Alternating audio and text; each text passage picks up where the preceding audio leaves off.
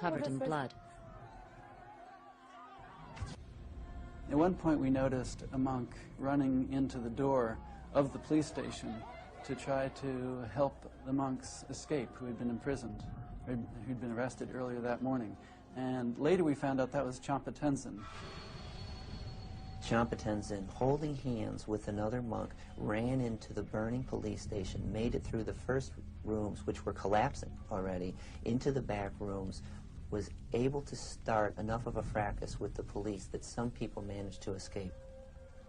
About a half hour later, he came out of the building, and his arms, flesh was and skin was hanging off his arms.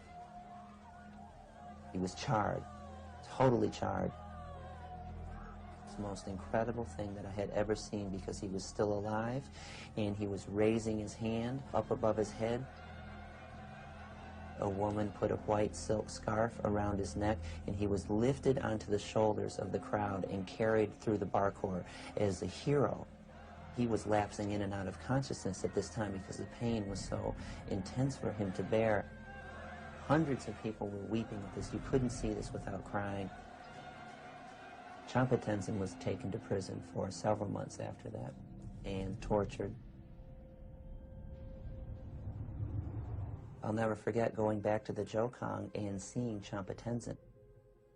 I was amazed at how light he was, at how there was no animosity in his eyes whatsoever. Here was a man who had forgiven his captors, who had forgiven his torturers, and who had dedicated his life to the freedom of his people. After I got out of Tibet, I heard that Champa Tenzin had been killed.